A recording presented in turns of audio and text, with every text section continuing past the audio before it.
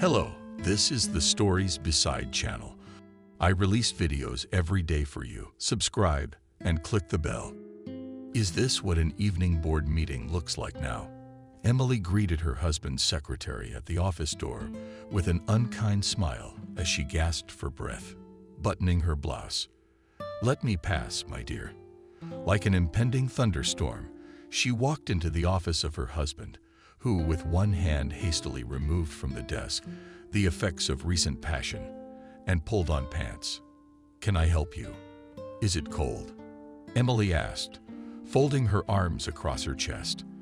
Everything inside her was standing, burning, and resentful. This man, on whom she had spent 10 years of her life, oblivious to her own dreams and ambitions, now stood before her with his pants half pulled down and could not utter a word. "Emily." "No comment." She interrupted him. "How was it?" "By all accounts, the director's meeting went well." "Emily, stop it. I can explain everything." He finally buckled his belt and moved toward her.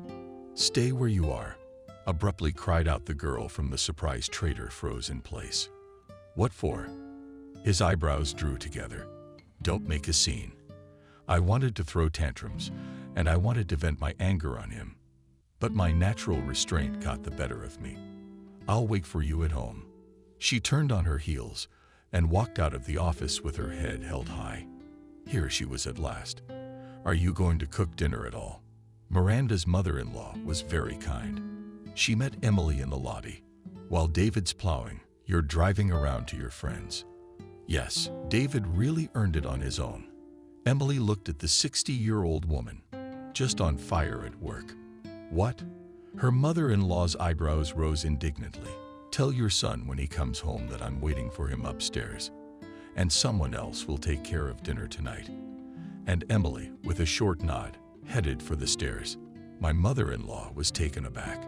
She looked after her daughter-in-law, who had never allowed herself such liberties before today. It had been 3 years since Miranda had moved into her son's house under the pretext of hypertension, and she had never been spoken to in that tone before. What kind of fly bit her? It's a worthless girl. The daughter of the school German teacher. Never liked her. And once David got the idea to marry her, well, they met at the institute, fell in love, and then broke up, looking for a mate from her circle. How Miranda dreamed of marrying David to the daughter of her crony friend, the Harris of the jewelry business. Instead, her son married this homeless beggar, and even a red degree in design didn't make her a more attractive match, finding herself in her room. Emily collapsed on the bed and closed her eyes. More resentment flooded her, tears rolling from her eyes on their own. She had been almost as hurt when her mother had died. She had burned so quickly that the girl hadn't had time to say goodbye to her properly. It had been 2 years since that terrible day when, holding her only daughter's hand, that heroic woman left the world, for Emily did not know her father. Her mother said he died before she was born. She had no more relatives left in the world. Wendy pulled her along on her meager teacher's salary. While Emily was in school and in her first year of college, she supplemented her main job with part-time tutoring and scrubbing floors at the local supermarket. Sometimes her daughter wouldn't see her for days. She would come home, exhausted, tired. But she never complained about life. She had no men, although quite a few suitors tried to take the vacant place next to her.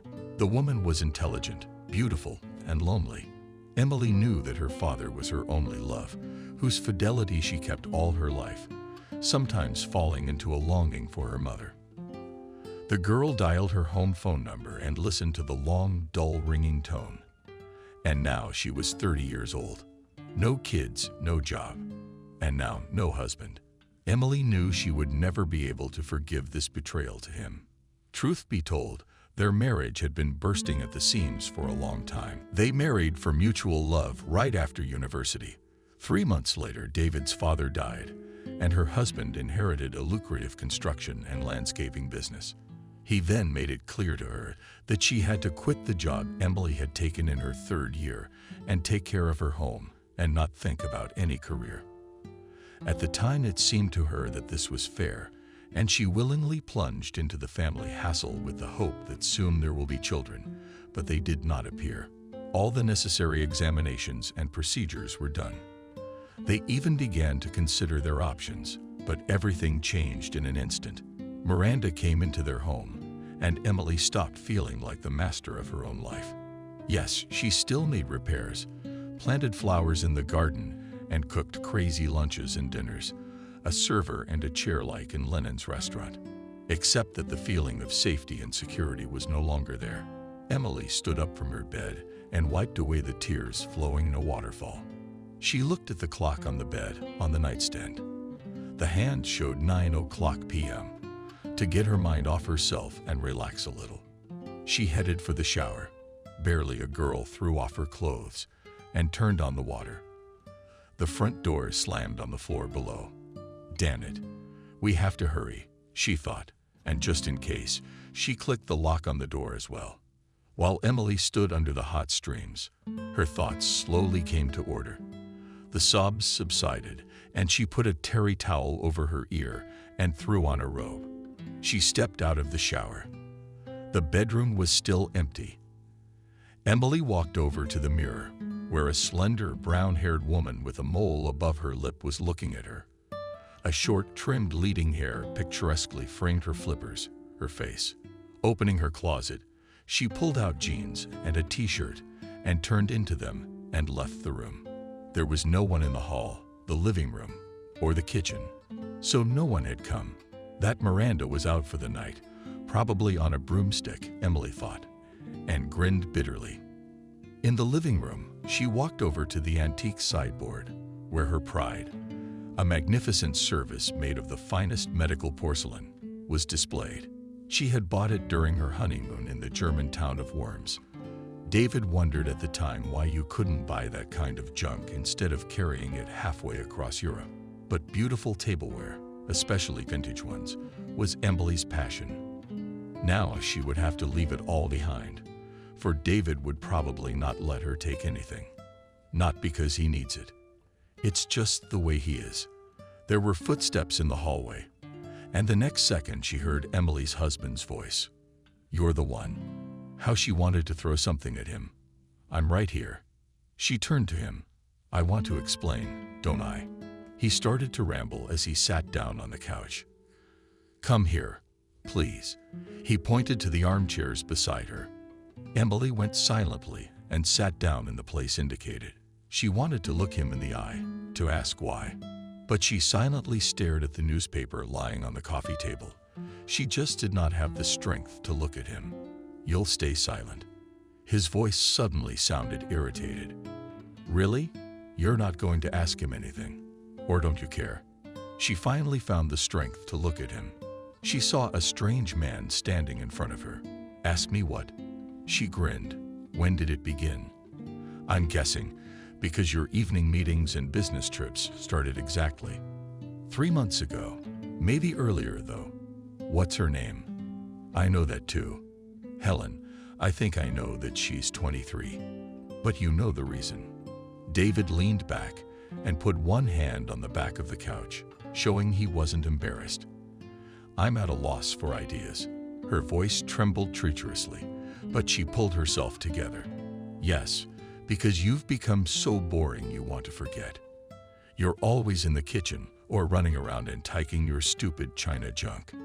Damn it, there's nothing to talk to you about except your pink tastes and your girlfriend's shoes. You only have wacky maiden, a tank with a curious nose and a sharp tongue." Maiden tank. Would not like it, Emily thought. She listened, and anger boiled in her soul with resentment. The girl could not utter a word, though she should have reminded this man that she had sacrificed a successful career, the dream of one day opening her own business for the sake of their marriage.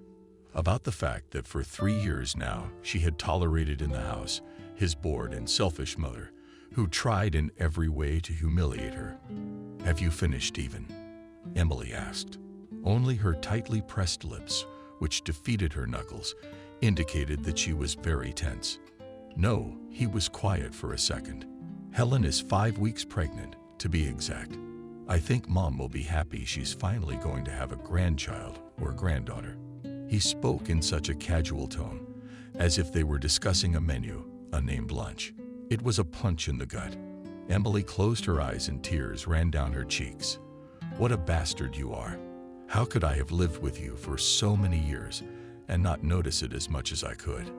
His words literally exuded venom. My darling, 2 years of a relationship and 8 years of marriage have made you a woman of high society, a rich woman. You know very well how much your pastime is worth.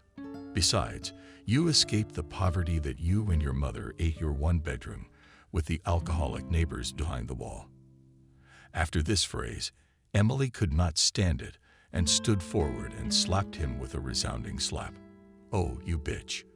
The retaliatory slap was immediate, and Emily fell into a black abyss. In the morning, she called the only person she had left close to her after her mother left and David betrayed her. Hi, Evelyn. Emily tried her best to make her voice sound smooth and relaxed, but it still shook. We'll be able to meet right away today. What's the matter? Her friend's anxious voice made her smile. It happened, and I really need to talk to you. Of course, I'm getting dressed now. Evelyn's dark glasses raised the precipice in surprise when they met a couple of hours later at their favorite coffee shop. This was new, considering that it was raining outside. Emily sat down across from her and silently removed her glasses. Her friend's eyes were red and bruised. My mother's woman. What is it? Emily, from where? From there, the girl answered dryly. Life is changing, people are changing. Or opens up, maybe. Is it really, David? Emily took a deep breath and told Evelyn. Yesterday's story meant that she was pregnant. She flopped down in her chair and looked intently at her friend. What are you going to do? Forgive him. If you do, I'll interrupt you myself. Emily averted her eyes and looked outside, where we had a dreary October rain. Leaving. How can you live with a man who betrayed you, who dared to raise his hand? But you sue him for his part of the estate. Evelyn popped another sugar cube into her latte. This whole thing makes even me stressed out. I don't think I'm going to make it. Yesterday, when I woke up from his slap, she hobbled off. My beautiful spouse informed me that I was leaving home with what I came in with. That is, as you understand, without everything. He did, however, allow me to take some clothes and some jewelry that he had given me. The car, of course, remains in the future wife and mother of his child. That's exactly what he said. What a bastard. Don't worry. We'll figure something out with the job. The most important thing is to leave this bastard with dignity. By the way, you can move in with me. Emily gave her a paved smile. Thank you, sweetheart. But I'll go back to my mom's apartment. But nobody's lived there for years. Can you imagine what's there now? That's where Mom is. She's there in everything in the books, on the shelf, in the picture frames in the air. And it's the only place in the whole world where I want to be right now. Really, she herself didn't notice the tears flowing from her eyes. Evelyn simply held her hand in silence as she mourned her pain and resentment. Finally, Emily resolutely wiped her tears away with her palms and smiled weakly. So stop feeling sorry for yourself. She clapped her hands on her hips. Let's ask for the bill. You don't have to go to the apartment and clean it up. I'll go with you, of course. But you have work to do. I'll ask right now. Evelyn, with her chowder pen, pulled out the latest iPhone from the bowels of her bag and dialed her boss's number. Thank you, silently, Emily whispered as she made up a story to her boss about her sore throat and the beginning of her fever. They brought the bill and the girls. Relaxed, they headed for the exit. The front door lock barely clicked and a streak of light fell on the hallway floor. Emily became agitated. She hadn't been here much since her mother's death, and now she felt uneasy. Once inside, her friend smelled the distinctive smell of an uninhabited room. It smelled sad and empty. Emily, with a familiar motion, turned on the light and walked into the kitchen. Evelyn followed her. It was, as always, clean, and the back of the kitchen set, a gift from her son-in-law for his anniversary, and slightly ruined by dust. It was practically empty except for the drawers that held the old dinner service. The refrigerator door was open, as if someone had just taken out milk, and one of the chairs had been pulled out from under the table. Emily thought she was about to hear footsteps in the hallway, and her mother would come in. They will all sit down together, as they used to, at the round table, pour tea from the soul, and talk about the little things that life really consists of. Evelyn, catching her friend's mood, broke into a loud cough and began rattling the cupboard in search of the kettle. While she was tinkering in the kitchen, Emily walked into the room. Here everything remained the same as it had been under her mother's reclining couch, dust covered with sheets. The simple but elegant wallpaper that the two of them had glued together the week before they had learned the terrible diagnosis. Emily repeatedly offered to buy her mother a flat-screen modern TV, but she always flatly refused. Apparently, Emily got her love of vintage things from her mother. She opened the dam of her closet, where her clothes were still hanging. There was no way the girl could bring herself to part with the things that held her scent. Remembering her, she took the sleeve of her blouse in her hands, held it up to her face, and breathed in the scent of the perfume her mother had always spritzed on her wrist. God, how she missed her. She was distracted from her sad thoughts by Evelyn's voice, who informed her that she had made tea. Feeling back in the kitchen, Emily found that her friend had already managed to dust off, relive the teacups, and make tea. Discovered in the tin box above the sink, the girl smiled appreciatively at the scrolls. "What would I do without you, really, what?" She shrugged, taking a chocolate bar out of her bag. "That's how I knew. Just bought it this morning in the subway." They quickly drank tea and changed into their old clothes, began to put things in order, sweeping away the newest cobwebs from the ceiling wall, fresh to the kitchen to shine, cleaned the fans in the bathroom toilet. The girls sat down to rest. The curtains remained to be taken down, and the hardest part was rubbing the books and crystal into the walls. "I'm not taking them to you now." "You know what?" Evelyn looked enigmatically at her friend. "What's to fall in love with?" That Emily coughed in surprise. "Is that all you need?" "No, really. Do you need some good emotions right now?" The girl moved toward her friend, taking her hand. Looking into her eyes, "Worried for you." Emily shook her hand gratefully and smiled. "I can handle it. You know I'm strong. Come on, let's just get this over with." As if on cue, they both stared at the bookcases, which looked intimidating. Emily fetched a basin of warm water, and they, armed with rags, began carefully removing books from the shelves, wiping and dusting off another spine of the bindings. She smiled to herself. Her mother had amassed a whole library. It had everything, and Emily never had to look elsewhere for works from the school curriculum. Wendy had a special love for German literature. Hoffmann, Grass, Remarque, even Patrick Suskind, and even Goethe and his Faust, and Emily herself, thanks to her mother, knew almost by heart. Evelyn was humming something about herself, carrying a tray with volumes of War and Peace. Behind her, an impressive pile of dust-free folios had already landed. She was doing everything clearly and quickly, unlike her friend. Emily, on the other hand, was in a strange nirvana, giving herself to the memories that held the pages of these old and beloved books. She searched with her eyes for Goethe. It was a large antique book in German, dated 1896, and appeared in the house before Emily herself. Taking it in her hands, the girl felt a strange thrill. The yellowed pages were decrepit and soft. Somewhere along the stretches of time, she stroked the roughness and surface. Suddenly, she felt that there was something among the pages. She flipped through them with her fingers and saw a small envelope wedged between pages 50 and 51. Carefully taking it in her hands, Emily felt that in the envelope there was something hard and heavy in addition to the paper. Her hands were sweating with excitement. She looked at Evelyn, who paid no attention to her, and pondered. To tell her or not, it must be about her family. Finally, she made up her mind. "Evelyn, come here for a minute." Evelyn was distracted by the cleaning of the bindings and headed toward her friend. "What have you got here?" "Wow," she glanced at the envelope. "And what is this letter?" Emily shrugged her shoulders. "I do not know." "Well, I'll open it then, Lord." Evelyn stood sideways at her arm and looked at her friend with a look as if she were a little girl. Emily nodded and opened the envelope. There was a folded piece of paper and a small gold ring with a blue stone. Wow!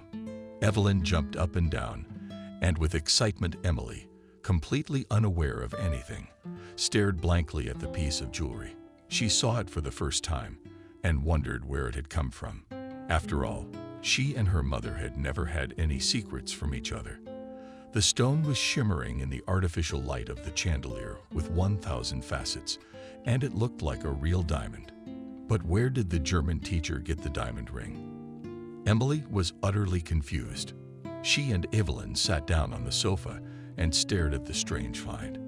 On the inside, there was a short inscription in German, A-S-H-A. A-S-H-A, what is A-S-H-A? Where did it come from? Oh, look, Emily. Evelyn pointed to a small badge on the same inside of the seer under the very stone. It was either a hallmark or a coat of arms. Well, very finely engraved. There's a magnifying glass. Emily perplexed at her friend. Well, to increase, seeing her confusion, explained it. Although wait, she stood up abruptly and rushed into the hallway. And a second later, she was already taking pictures of the ring on her iPhone camera. She took a few pictures and then enlarged the image as much as possible. In front of her eyes was a drawing of Rose braiding a dagger on a shield. From the looks of it, it appears to be an antique ring, Emily stated. There's no modern hallmark here. I wonder where Aunt Wendy got it. I don't know, said the girl thoughtfully. Suddenly, she remembered the piece of paper that was in the same envelope. When she unfolded it, she gasped. Her mother's handwriting. It was a letter written in German. In the upper left corner, Emily made out the floor, alas, flowery lines with an address. Germany, Rhine City, Trier, Beverly Strasse, 28A, Schwarzenberg. Holding her breath, Emily began to read you to thank God for diligently learning German under the guidance of the best teacher in the world. Dear Alex, I am writing you a letter again, which will probably remain in my books again. And I apologize in advance. I am very guilty before you, but I could not do otherwise. Believe me, I am punished in full, for being away from you is the greatest pain of my life. There's a lot you don't know. Maybe it's for the best. Otherwise, you would still be trying to find me. I really want you to be happy with love. Wendy, September 5, the year 2000. Emily was silent. Tears flowed from her eyes. Wendy, what was writing? Was it a love letter? She simply did not know. Evelyn's sobbing distracted her from her thoughts. Her friend's eyes were wet too. How romantic was that? Emily. Who's Alex? Your mom's boyfriend. She never told me about it, did she? I was 10 when she wrote that letter. My dad died before I was born. Maybe they met later. Mom loved Dad very much. She never looked at anyone else. Who is this mysterious Alex anyway? Evelyn shrugged, and Emily wondered. The letter said it wasn't the first one written or sent. Maybe there are others to be found. In the books. Let's look. The cleaning can wait. It took them 3 hours. It had long been dark outside. The rain outside the windows had turned into a downpour, but there were 2 more letters on the table in front of them. One was found in Dante Alighieri's Divine Comedy. With trembling hands, Emily unfolded the first leaf. It was 5 years older. It was the same address. The handwriting was her mother's, too, but it was more fluid. The scribbles. She could tell a young girl had written it. It's been another year without you, my love. I can't bear to think of you so far away. Another woman beside you. I know your mother dreamed of this wedding, but what anguish did her dreams cost me? Don't look for me. I lost myself a long time ago. Forever yours, Wendy. Emily finished reading, and there was an awkward silence. Now I don't understand anything at all. Baby, I lost my whiskey. 1 more year, Emily repeated. 1 more. So it was before. But how? I didn't know anything about it. My head was spinning. Read it. The second one. Evelyn fidgeted impatiently on the couch. Emily unwrapped the last letter. The handwriting became different, tired and sad. On July 20, 2018, 1 week later, her mother died. The girl closed her eyes. She was suddenly afraid of what she would read in that scrap of paper. What secret would this last message reveal to her? My dear Alex, it is my last letter. My hopes to look into your eyes again. Alas, not destined to happen. 28 long years without you deprived me of strength and will to fight. I cannot tell you how much I regret listening to the voice of reason and others when I left your life. You may never know that I came home with a priceless gift for which I have tried to be happy all these years. This daughter of ours is the fruit of the most incredible, endless love that has forever settled in my heart. Yes, I am guilty of hiding, of running away, of disappearing from your life, of robbing you of the joy of being a father to Emily. I deprived her of a father's care and love. I realize now how foolish I've been to live my life hurting myself. You and Emily. She doesn't know anything. I don't have the strength to tell her. Forgive me and goodbye. Love of my life. Forever yours, Wendy. The girls sat in silence, staring into the void. The truth was revealed so suddenly, so harshly, that they could not find the right words. Emily struggled to comprehend what she had read as recently as yesterday morning. She was quietly baking cookies in her country kitchen. Everything in life was certain, clear, and predictable. No secrets, no cheating, no letters. It seemed like years had flown by since that moment. So what should I do? Emily broke the silence. She ran her hands over the priceless pieces of paper that preserved the secret of her birth. Evelyn took her hands and looked at her friend Emily seriously. Do you realize what you have just learned? You have learned that you have a real father who does not know about you. What is there to do here? Emily looked up at her. I really want to find him. But it could be that he's already. Think happy thoughts. Evelyn interrupted her. You're half German, aren't you? She laughed at her friend's amusement, and Emily smiled herself. They spent the next hour finishing cleaning up and discussing grand plans for a family reunion. A couple of days later, Emily was sitting across from David at a huge table in the lawyer's office, signing the divorce papers. Just like that, within 3 days, thanks to connections, she had become a free woman. The divorce left her with personal belongings, some jewelry, and still a sense of dignity, which she proudly carried receipts to work, along with a bottle of champagne and a box of ether. So that was it, Emily sighed. When her friend met her at the front desk of the publishing house, 9 years of marriage were a thing of the past. Evelyn hugged her tightly. Well, that's good. I never liked him. That was the plain truth. The mutual antipathy of husband and girlfriend had always left Emily utterly bewildered. 40 minutes till the end of the day. Wait a minute. Evelyn led her into her office with 1 million manuscripts lying all over the place. I don't have anywhere to be in a hurry. Feigning nonchalance, Emily said, clearing a place for herself on the small sofa. She liked the atmosphere of the study. There lived her creativity, 1,000 pieces of paper, in fine print, storing many stories, thoughts, and experiences. Lots of new names, addresses, booklets, from notes that were pasted here and there on the computer monitor, the system unit of the closet wall. Amadeus Publishing was considered one of the best in the region, and Evelyn, with her artistic taste for innate literacy, found her calling as editor. Emily herself, who graduated with a degree in landscape design, she dreamed of creating landscape masterpieces somewhere in the warm state, where there are no cold and snowstorms. Instead, she became a lonely, unemployed housewife and a divorcee to boot. These thoughts put her in a bad mood. She picked up the scrolls, picked up the first manuscript she could find, and before she knew it, she was reading. Ow, Earth to Emily. She heard her friend's voice above her ear. She was standing there already dressed in her cloak. She jokingly called her favorite poncho and held her coat in her hands. The friend stepped out of the noisy publishing house and plunged into the thick October twilight. The first stars had already lit up in the sky. It was dark and clear, with no hint of rain. It smelled of white leaves and wet asphalt. The city lived its usual life, and it did not care about other people's problems. He was leisurely preparing for winter, shedding his last garments in Central Park and seeing flocks of migrating birds off into the distance. The lock clicked. Emily opened the door to her mother's apartment. The place smelled different now. There were boxes of clothes everywhere, exuding the smell of her favorite linens, perfume, shoes, and cosmetics. The latter, however, was very little, for the girl preferred natural beauty. In the kitchen, the refrigerator was sticking out, half filled with food, and in a vase.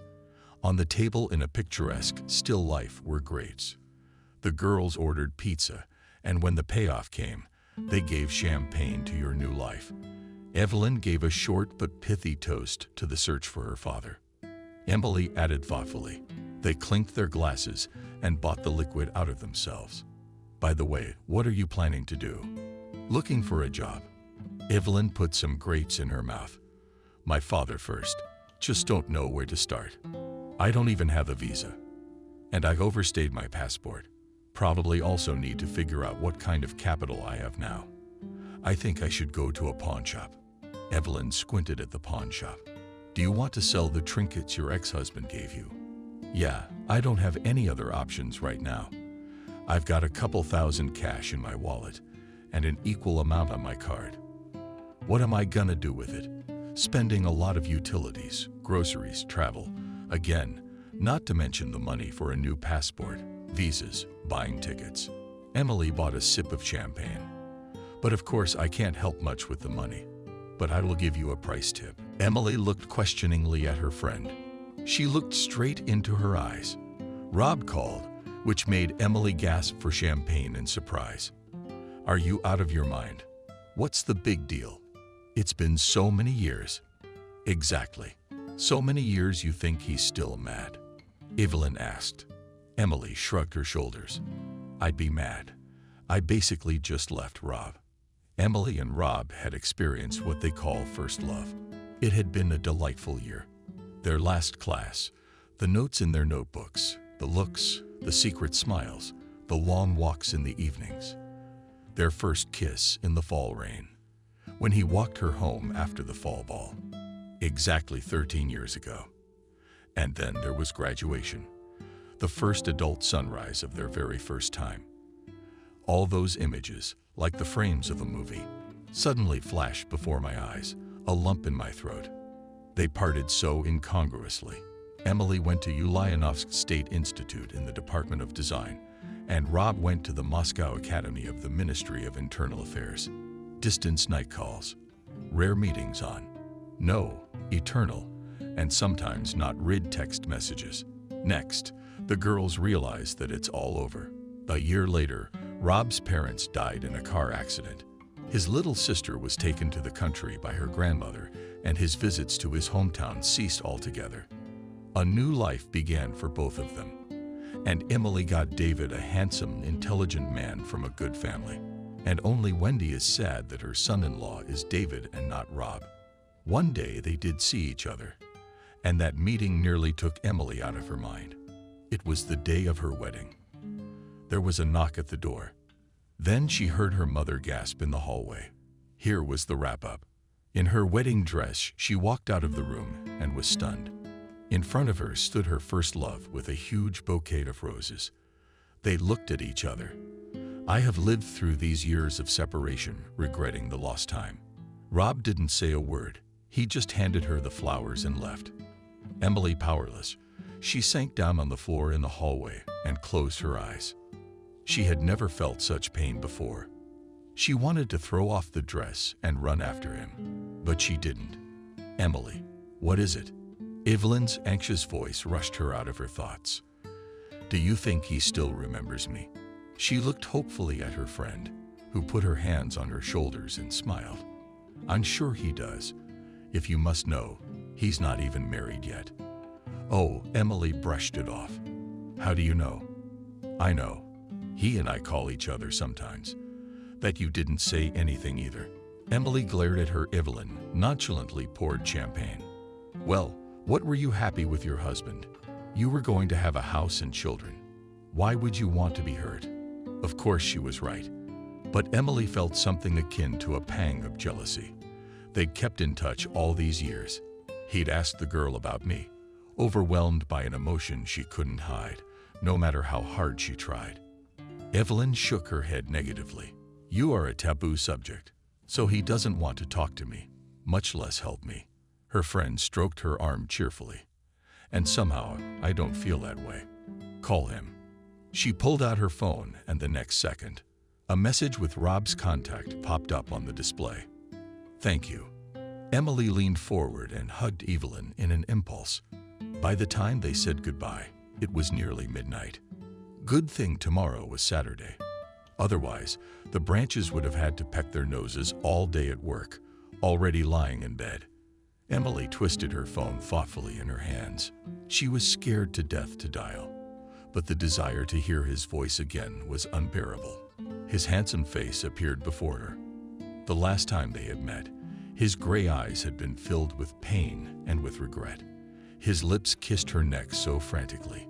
Hers had once turned into a thin line of resentment and disappointment. Oh, how well she remembered that expression, a deep look that had left a huge scar in her heart. Finally exhausted, she fell into a deep, restless sleep. She dreamed about her mother, Rob's school, and the whole kaleidoscope of events and memories. She woke up the next morning with a terrible headache, blaming it on the champagne she had drunk the night before. The girl quickly ran to the shower and poured herself a cup of coffee, sat down at the table in the kitchen, putting the phone in front of her. For 10 minutes she hypnotized him with her gaze, then gathered her wits and quickly dialed the number.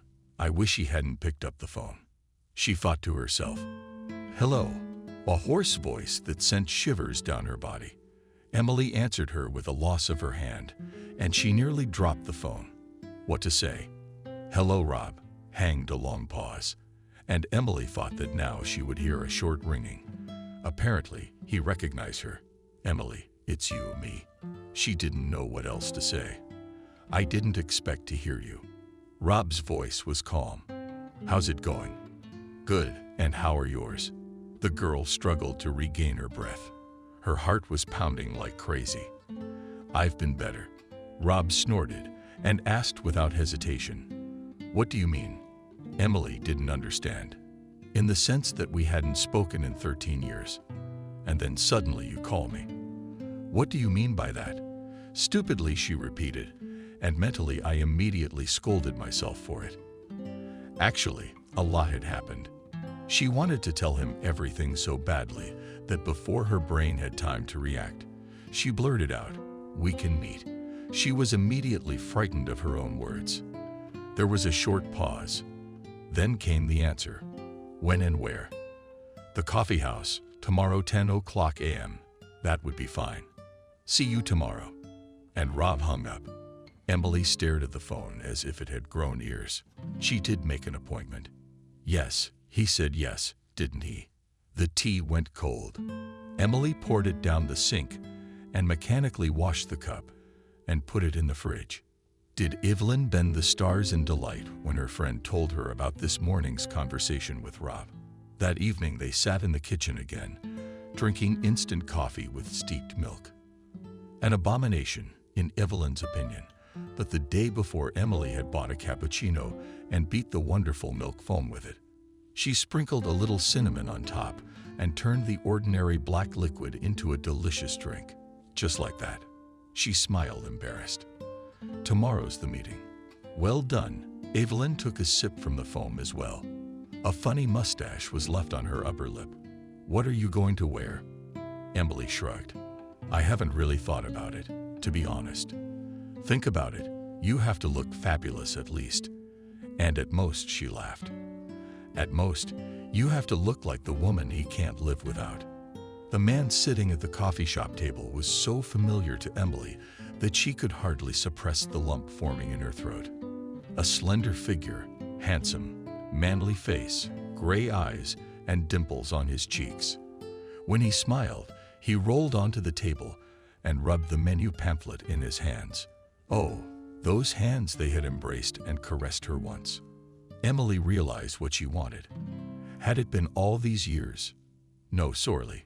She wondered to herself. Dressed in retracted shields, jeans, a shirt, God, and the mossy Cossacks. She had felt confident a moment ago, but now all the confidence had evaporated somewhere. She plucked up courage, however, and headed for the table. Seeing her, Rob froze for a moment. Then he stood up to meet her. He hesitated awkwardly. "Hello," Emily smiled. "Thank you for coming."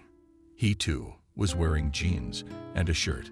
Only unlike her, his shirt was austere, and so was his silvery look. They sat down across from each other. Silence hung over them. Emily knew he was waiting for her action, but she couldn't make up her mind.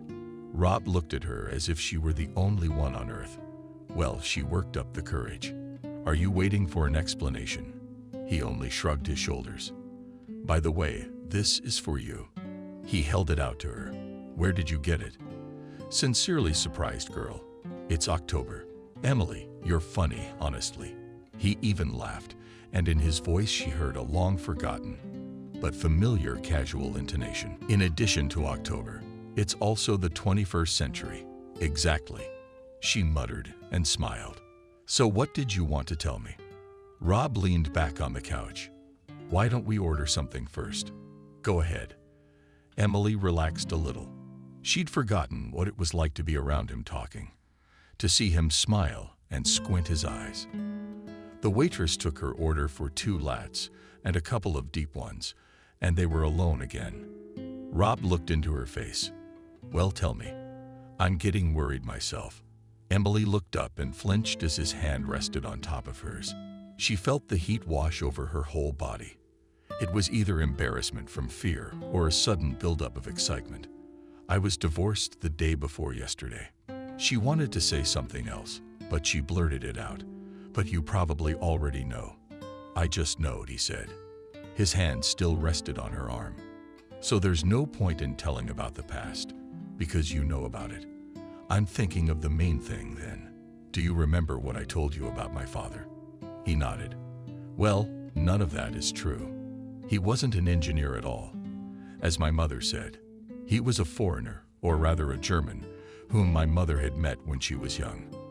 They fell in love. She got pregnant with him for reasons unknown to me. He knows nothing about me and I about him. I found out about it myself a couple of days ago, when I found my mother's letters that she wrote to him, but didn't send." Rob looked at her intently, listening, nodding, and Emily continued. "I only have the address and the name Alex Schwarzenberg." "That's not insignificant," Rob summarized. "Have you looked on social media?" "Nothing like that, or rather suitable. So you want me to run this information through service channels?" She nodded. Rob suddenly became sad. "So I was hoping for nothing, that you just wanted to see me." She flashed back. "Of course I wanted to, but I was embarrassed. I was scared to death that you were holding a grudge that you wouldn't forgive." He looked at her, and his eyes suddenly sparkled. "I forgave him long ago. As a matter of fact, I shouldn't have held a grudge. After all, our breakup was my own fault. But I was in such a mess. Everything was piled on top of school, losing my parents. Jenna was practically left in my arms. I mean, my grandmother was already sick. I hadn't considered the fact that you needed attention too. I thought you would wait as long as I needed. I had no right to think so." A traitorous tear slid down Emily's cheek, as if a huge boulder had fallen from his soul after his confession. "I waited. It's just that when you were completely gone, I thought you didn't need me anymore. So I decided to move on with my life. And when you came to my wedding day, I wanted to run after you, but I didn't because of David, because of my mother." He looked at her with all his eyes, just as he had 13 years ago. And that look was mesmerizing. They'd brought their order, to distract them somehow. Emily drank a sip of the fragrant liquid. "Emily." Rob looked out the window at the gray sky with a smile. "You haven't changed at all. I haven't lost sight of you. Evelyn and I have called a lot over the years, and she's blabbed to me about everything about you, even though I didn't ask, and for that I am immensely grateful to her. We'll find your father for sure. It's just going to take time. I don't work for the authorities now. Why did the girl raise her eyebrows in surprise? You have dreamed about it almost since first grade, haven't you? I worked there, but not for long. My grandmother died. Jenna got cancer, and I had to quit my job to devote all my time to her. I had no one else besides my sister. Emily was stunned. She remembered very well. Rob's little sis. A ruddy little girl with blonde pigtails and silver like her brother's eyes. Jenna has cancer. The girl repeated the word. It was as if she couldn't believe it. Rob nodded. A bone marrow transplant is required, but it costs a fabulous amount of money. I took out a loan for the maintenance therapy. But a job as a security guard in Europe still doesn't cover all the costs. But you don't have to worry about that, he warned Emily. Oh my God, Rob, I want to do something to help. He shook his head. I'm afraid there's nothing you can do. And I can see her. I can come and visit you. You want to come and visit? Reluctantly, Rob asked. Really, of course. Emily perked up. If you don't mind. He grinned and touched the edge of the glass with his finger. Frozen Junior, actually. I don't mind. But Jenna won't be happy about it. Why not? Emily was surprised. But she thought it was clear. I'll find something to say. But then we can go right now. If you're not busy, of course. It's just that it's my day off, and I promised my sister a walk in the park. I'm free. Then let's go. He put the bill on the table and gave Emily a hand, taking her dressing room number. Rob walked confidently to the exit, and the girl, grabbing flowers and a bag, hurried after him, and one of them never touched me. When they got into the novelist's car, Emily asked him to stop by her house. There she pulled her favorite Italian handkerchief out of the closet and, putting it in a bag, left the apartment. Where are we going? Puzzled, the girl asked as they drove past the street where they used to live. Out of town, Rob answered, turning on his turn signal. When Jenna got sick, we sold my parents' apartment and bought a small house in the suburbs to be closer to nature. There's fresh air, a river, beauty there. He caught a glimpse of his companion. Have you changed your mind about going? No, of course not. Just asked Emily, something confused, and stared out the window. They drove almost all the way to the village in silence. Finally, Rob's Lassetti stopped outside a small house, boarded up in white and surrounded by a white wooden fence at night. Obviously, all its charms blue left here in the yellow grass of the forest, but studded with fallen leaves in the fire on the red rowan trees near the porch. Emily smelled as soon as he got out of the car near the fence to the track of the chassis on the master's bench spread out in the trees. Carefully, with the hand of the departed September, Rob was working the wicket door, letting the guests in front and right onto the path in front of them. With a happy bark, a huge shaggy dog came out. Emily cried out in surprise, and the animal began to cash her hands frantically, wanting a package. Look at him, Rob grinned. He patted it on the withers. And you turned him to the girl. You wouldn't know. Emily squatted down beside the dog, his tail lolling. Sherlock, does he really have to be 14 now? Yes, she remembered the time they'd walked together. Then just a silly puppy on the boardwalk in the park. He had changed a lot since then. One thing remained the same, however, his easygoing nature and cheerful disposition. Emily hugged that head and smiled at her, suddenly so nostalgic that it gave her a sweet tickle under her spoon. She and Rob stroked Sherlock and looked at each other. A woman's voice came from somewhere. The young men raised their heads to the porch at once, dressed in warm suits, scooter jerseys, a hat. Standing there was a very thin, pale girl with bruises under her eyes and a poker face indicating that she was very sick. Hello, Jenna. Emily. She got to her feet and smiled. Jenna stared at her for a good 10 seconds. Then she turned around and went inside. Don't mind her, Rob reassured her. I'll be right here for a minute. He walked quickly toward the house and disappeared behind the door. Emily felt unspeakably lonely. Sherlock poked her in the palms of her hands with his wet nose at first, then simply lay down at her feet. Obviously, he'd spent all his energy on meeting an old acquaintance, and now he was just stretched out, snorting, breathing heavily. Right across the path, it got cold. A wind came out of nowhere, and Emily wished she had worn a hat, and her leather jacket didn't have a hood. But then the door crept open and Rob came out. Seeing her folded up from the cold, he practically paddled her and dragged her into the house. "Are you cold at all?" I'm sorry, please. I just had to tell her there was a tit." He spread his palms, her forearms, and looked at her with such longing that Emily felt hot. Surprised at her own boldness, she suddenly wrapped her arms around his neck and stood on tiptoe and pressed her lips together. He immediately responded to the kiss, gently and tentatively at first, then assertively, passionately. Surely they would have stood there in the halls making up for lost time. But the door to the house was open, and a mocking voice said, "Come in already." Oh my goodness. A knock was heard and all was quiet. Obviously, Jenna realized what she had interrupted and hurriedly retreated. Emily struggled away from the group, hiding her face against his neck. She suddenly felt like laughing and jumping. He was standing there, his arms around her waist, breathing heavily. "What on earth are you doing?" He whispered into her hair. "Do you want me dead?" She only shook her head no. "Come on, let's go." Rob grinned, then Jenna. "That's enough. Punch." They walked into the small hallway. It smelled of fresh firewood and something delicious that reminded them of their childhood, of their grandmother. "We need to fire it up." The stove. Light said businesslike, coming out to meet them. "It's cold at home." Her cheeks were still flushed with embarrassment, and Emily blushed too. Now Rob took his guest's jacket and went to deal with the heating. "Hi." Sveta stared at Emily point-blankly. "Come on in." The girl nodded and went into the room where the owner of the house stacked firewood. "Still beautiful," already peacefully murmured Light, following her. "Thank you.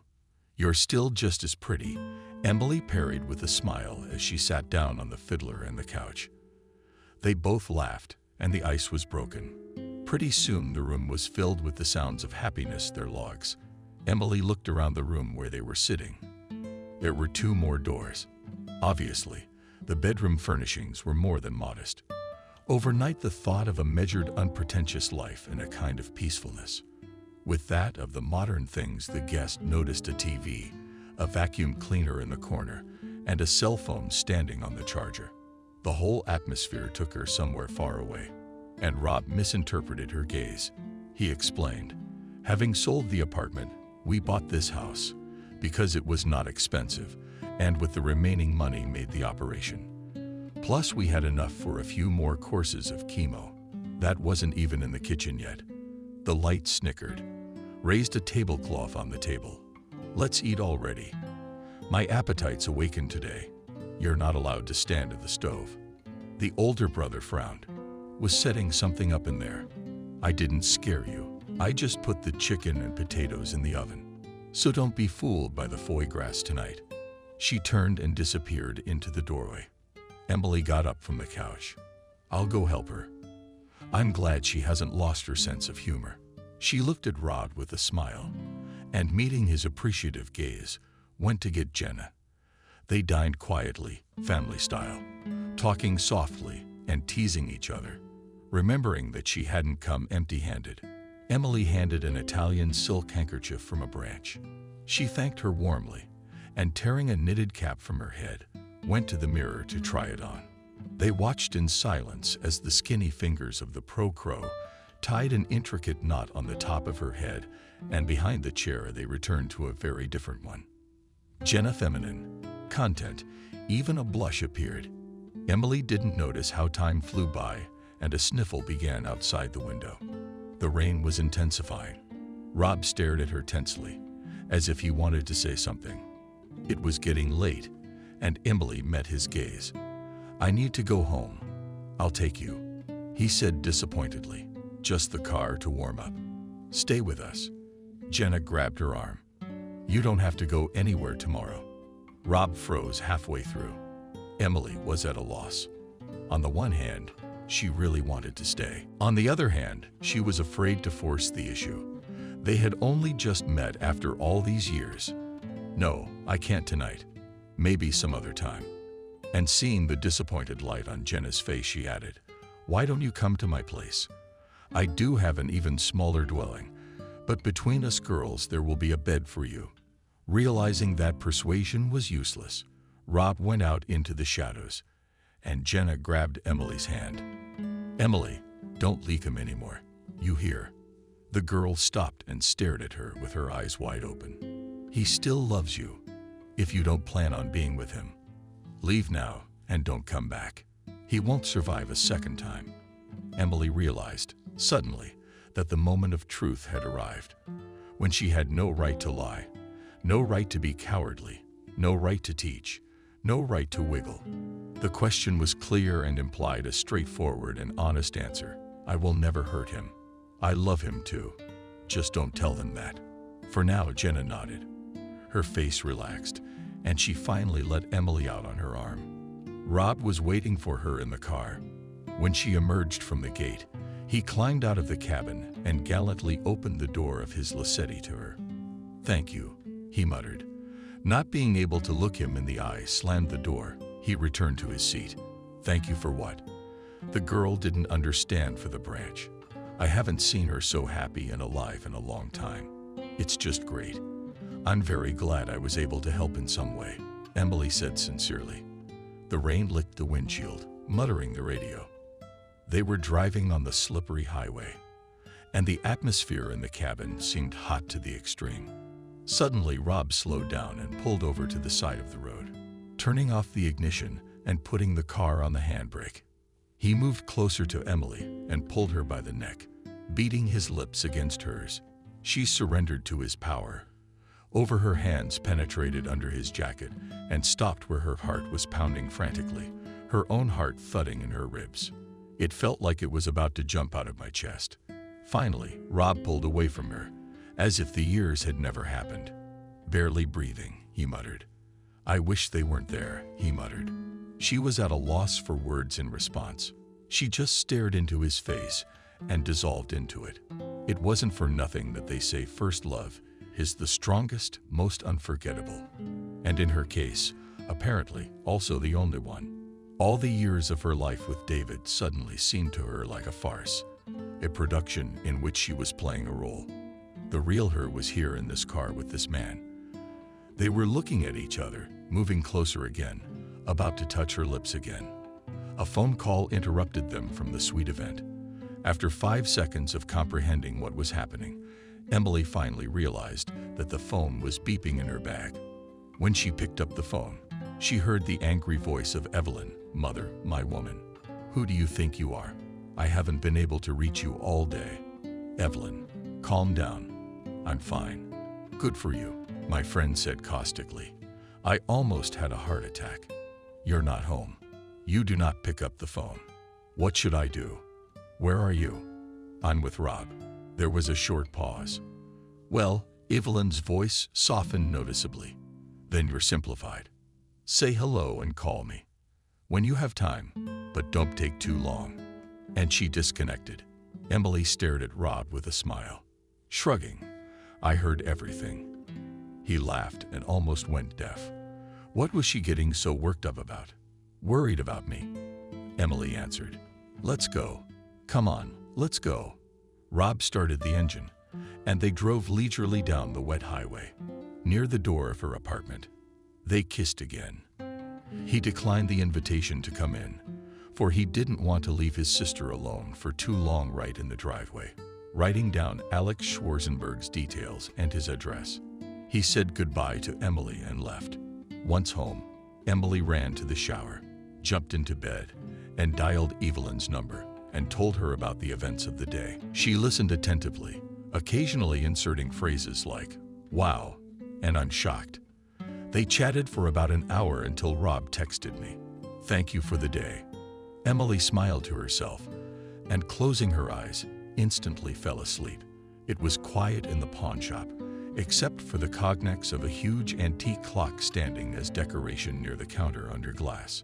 The display case was full of things and rings to cameras and video recorders brought in by people in need of money. Emily felt extremely uncomfortable and insecure in her bag was everything she got from David. After the divorce, she and Evelyn were supposed to meet back at her house since she was afraid to walk down the street alone with such valuable things. But her friend was held up at work. She was too embarrassed to call Rob. Behind the counter, she was met by a dry-looking man wearing thick-lensed glasses. She looked like a leprechaun and laid out in front of him everything she had brought, namely, a pair of gold earrings with diamonds, a platinum ring with a scattering of tiny emeralds, a gold watch, and finally, an engagement ring. It wasn't worth much, of course, but Emily didn't want to leave it behind. Suddenly, the front door slammed, and she was relieved to see a panting Evelyn High. She literally rolled into the pawn shop. In a hurry, folding umbrellas like a blotting dog. "What a weather." "Hi," waved Emily to her. "You're just in time." The little man behind the counter cowered at the door. Apparently, he thought someone else might come in. Evelyn guessed his thoughts and leaned on the counter in a familiar manner. In a mock low voice, she said, "No, that's all. That's all we're waiting for." "Well, that's fine. Leprechaun, here we go." Half an hour later, the girls emerged into the pouring rain, satisfied and pleasantly surprised.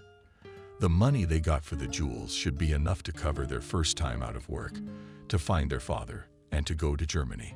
"So much for my unsuccessful family life," Emily joked, clutching her purse with the money. The cab Evelyn had ordered stopped near them, and the friends hurried to it.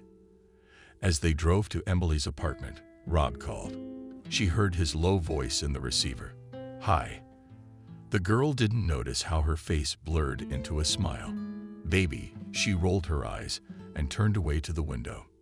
"Emily, there's news about your father so quickly." She was surprised. Yes, there was silence on the phone, and Emily's insides went cold. "He's dead." "No. What are you saying?" "He's alive." Emily's tears suddenly flowed. Her hands were shaking, so she was afraid to drop the phone. "Can you come and tell me everything?" "Yeah, just a couple of hours to get the medicine off the branch." "Okay, thank you." Evelyn, anxious, looked at her friend. "So, what's going to happen there?" "He's alive." Emily laughed through her sobs. "My father is alive." Her friend looked at her and tears suddenly flowed from her eyes too. Continuing to cry, the girls embraced. The cab driver looked in the rearview mirror at a loss, pondering whether to tell them they were both drinking or not to get involved in this confusing matter. The girls were sitting in the kitchen with a bottle of valerian on the table in front of them. The time dragged on endlessly, so when the beep of the long bell sounded, they both snapped out of their seats. "Evelyn, hello," smiled Rob, when they opened the door for him. "What's up?" He froze, looking at the excited faces of the girls. "Come in," Evelyn commanded quickly. "Don't, Tommy. We're dying of impatience." The young man squeezed into the cramped hallway, which seemed to have shrunk in size, and began to take off his shoes. Once he had already accepted, Evelyn pushed him into the kitchen and sat him down at the table. Seeing the valerian, Rob grinned. "I think I missed it." Both girls looked at him with such a look that he hurriedly opened the folder he had in his hand and pulled out several pieces of paper and the fine print, handing them to Emily. He said, "Here you go, princess. You are in for a big surprise." Emily carefully took the documents and sat down in a chair. Her strength suddenly left her. Her head felt dizzy. "Don't worry, that's what you whispered to Evelyn. Read it to me." She began to read. Extract from the Register of Noble Families of Germany.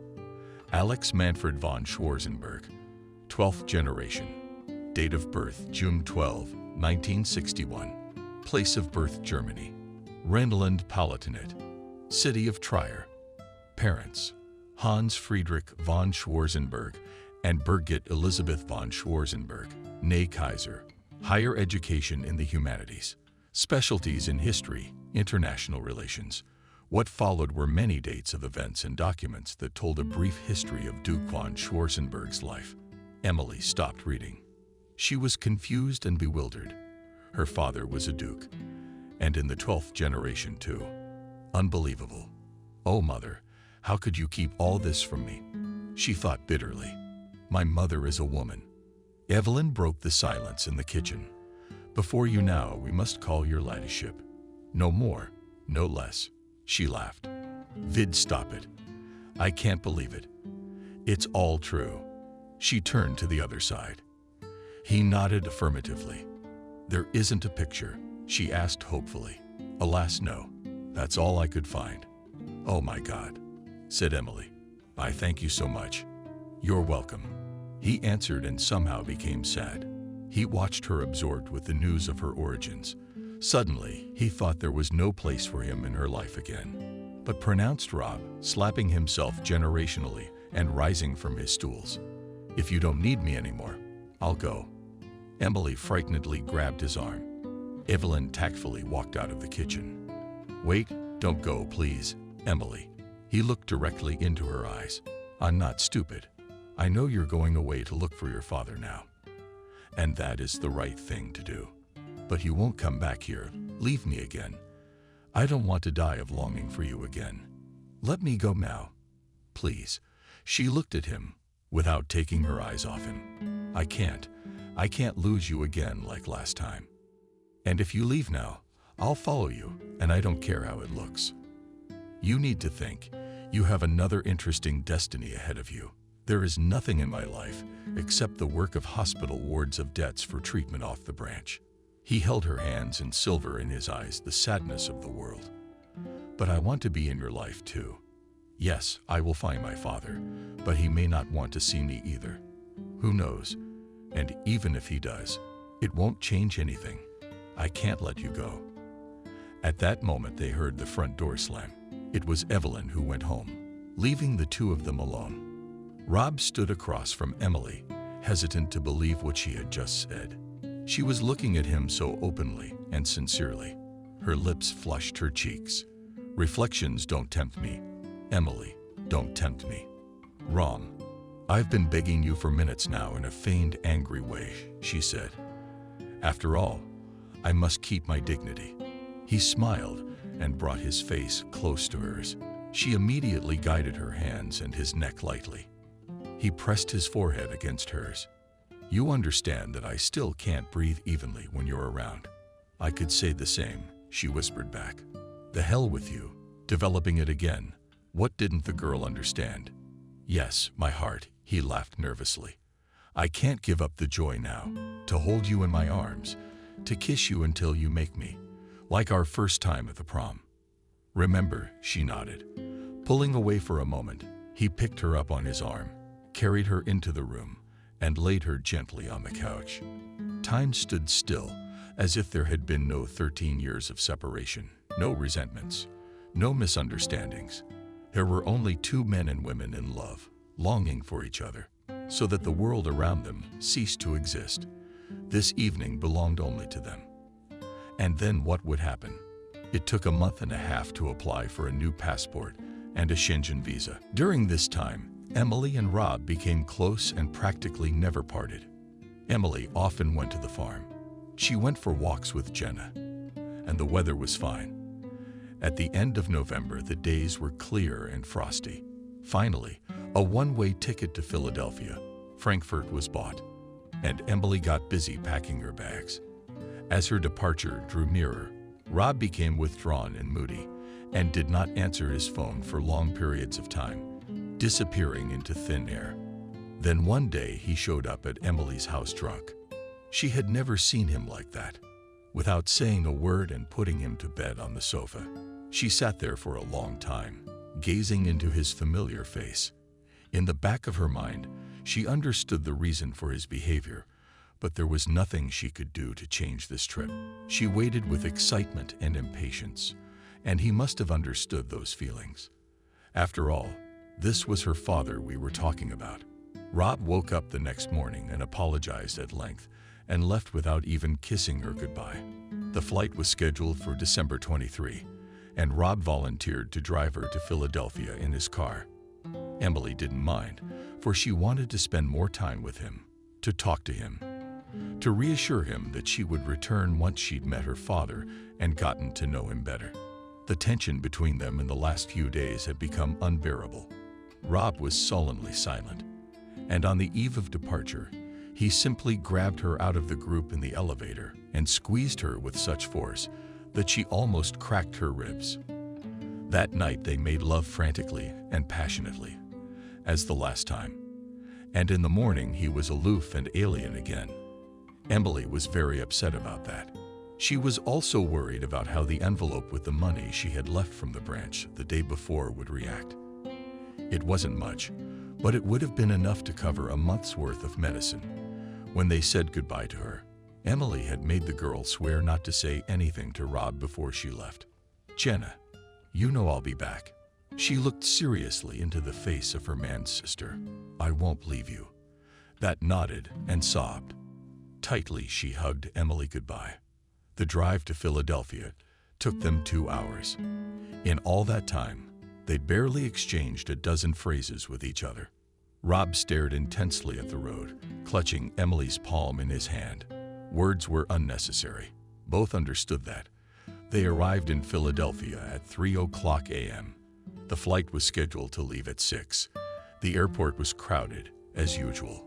Emily and Rob trudged through the crowd to the check-in counter with their suitcases, and they had only a few minutes to say goodbye. Rob looked longingly at Emily. "Emily, you're slipping away again," he said sadly. "I'll be back, I promise." She gusted, wrapped her arms around him, stood on tiptoe, and pressed her lips to his. Their breaths mingled. The flight was announced, and Emily, struggling to pull away from him, wiped away her tears, headed out to meet her past. On the plane, she calmed down a bit and tuned into the flight. The flight to Frankfurt was 8 hours long, and she had time to think about her actions. The thought that she might not be welcome in her father's house made her shiver again. He did not know, after all, that his sweetheart had been pregnant, much less that he now had a grown daughter. Perhaps he was happily married and had other children, and it may well be that she has brothers and sisters. The turbines rumbled. The plane rushed forward. She lifted off and hurtled off into the distance, hurtling toward the unknown. She thought. The airport of Frankfurt, the largest in Europe, was like an anthill. Countless terminals, floors, and check-in desks. Everything around was set up for Christmas. There were even photo areas with Santa Claus in each waiting room. Emily thought of Rob, who is on his way back home right now. Pulling out her phone, she tried to catch Wi-Fi to drop a message to him on the circuit. Plugging it in, she typed in a short text. "I've made the flight. Missing you already." Immediately a reply from Rob came in, and so did I. The answer seemed dry and one-worded to her. Immediately the mood soured. However, the girl nevertheless pulled herself together and went to get her luggage, while remembering to skim the message on the turn. From the airport, she took a cab to the train station, where she caught a train. She had several destination connections ahead of her, and she struggled hard to sleep. After all, she had spent the previous night on the road. In addition, she was exhausted by the flight-related travel. Excitement. Sitting down by the window, she watched the very unfamiliar scenery flashed by outside the window.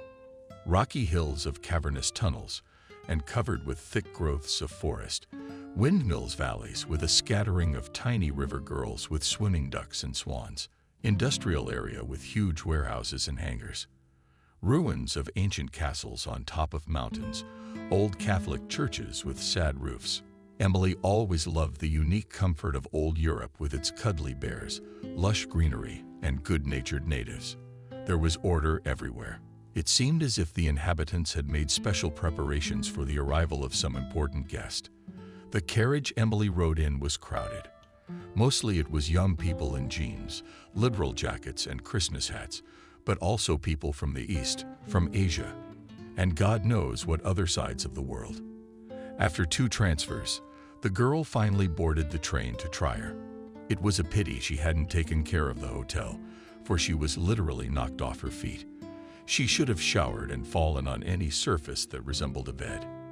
Besides, she was unbearably hot in her coat and warm boots, which seemed too light. Snow-covered Philadelphia. Finally, after a long flight and 3 train transfers, Emily stood in the center of the hall of Trier Station with 2 suitcases and a confused face. People were scurrying around, shrugging her shoulders, hurriedly apologizing, smiling, waving Christmas greetings. It was quite clear to her that she needed somewhere to sleep and gather her thoughts today. Before going to the cherished address, on top of that, she was starving because the last time she'd eaten was on a plane. A decent number of hours had passed since then. She stepped out of the station building into the city twilight, breathed in the cool winter air, and thought about the fact that somewhere in that city, 1,000 kilometers away from her home, lived her only family man. She had her mother's letters in her bag and a sapphire ring in case he didn't believe her. Thinking she needed somewhere to stay, she asked a pretty woman at the bus stop where the nearest hotel was. 20 minutes later, she was at the front desk of a small hotel on Baldwinstrasse, not far from the train station. After taking the keys and the porter, she asked if she could order his room for dinner. And upon receiving an affirmative answer, she headed for the elevator.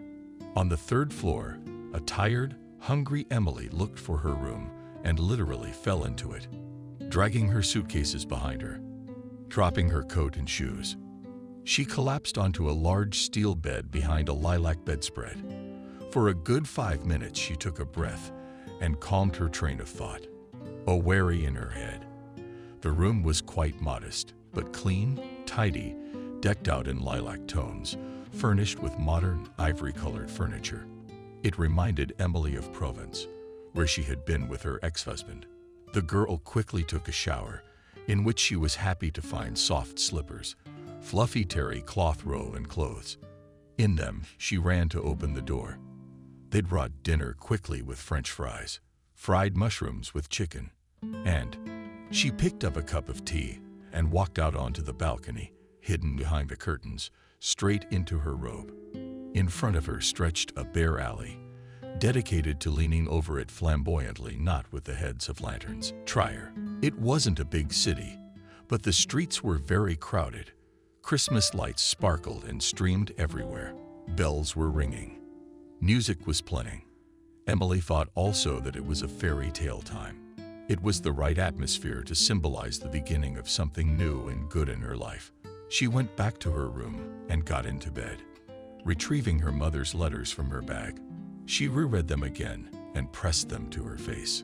It seemed to her that they still held the warmth and scent of someone who would never write anything to anyone again. Her eyes began to slip, and with an unbelievable effort, she pressed the light button. Emily drifted off to sleep. When she opened her eyes again, the sun was already high.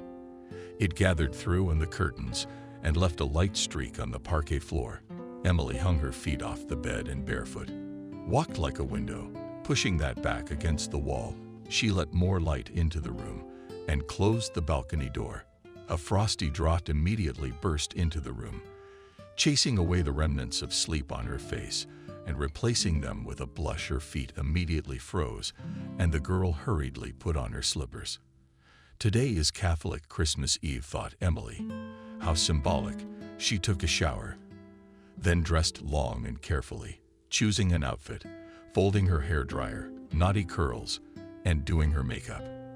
Then, putting back in her bag of letters, she forgot herself and walked out of the room into the hallway. Not far from the elevator hung a large mirror, and the girl looked at her reflection with approval. She was wearing beige slacks, bananas, a purse, a new sweater to match, patent brown with large buckles, and an Italian shawl with ornaments and tassels. And only her hair brought some resonance to this elegant bow. The dark curls didn't want to lie down in any way, neatly thinking it was even more natural that way. Emily went downstairs near the front desk, and she spotted a rack of travel guides and bought one. There was a tourist map enclosed in it, and when she opened it, the girl realized that she couldn't find a better one.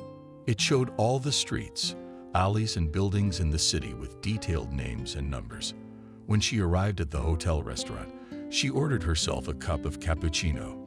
She didn't feel like eating, for everything inside trembled with excitement. She thought of Rob. He must be at work by now, or rushing off with his entourage for another treatment. She decided not to write him yet, so she studied the map. It turned out it was only a half-hour walk to the right house. The waiter brought coffee, but Emily couldn't take a sip. So much was her excitement. She got up from the table and stepped outside in relief. She was greeted by a beautiful, cool European morning. In all its festive splendor, she looked at the map. Apparently, she needed to first pass a mysterious place called Porto. Not to go a couple of blocks to cross the footbridge over the Moselle River. According to the map, it was a short walk to Luxembourg, which is no surprise here in Europe. All little Emily smiled at her thoughts. After walking a couple of streets, she found herself in front of an imposing masonry structure that resembled the burnt-out fortress of Porto. Not a game confirmed her hunch. The guidebooks did. Behind her stretched a huge shopping plaza with many stores and restaurants. At other times, Emily would have strolled through it, but not today. After passing a few more streets and a couple of shopping malls, she emerged onto a picturesque embankment, connected to the opposite bank by an ancient wide bridge. There were hills on the other side of the river, studded with villas and mansions, one of which her father lived in. Below the bridge was a large pier where boats and yachts were moored. The river flowed leisurely, as if in a dream. Near the edge of the shoreline, there was a bit of ice. Emily walked along the bridge at the same pace, for her heart was pounding. She felt as if she were about to lose her senses. At last, she was on the opposite bank of the river, and the cozy villas with high fences, behind which the skulls and roofs of the houses were barely visible, stretched out picturesquely before her. Emily had no trouble finding the right address. It was easy enough, for the Schwarzenegger residence was one of the most primitive in this little German Beverly Hills.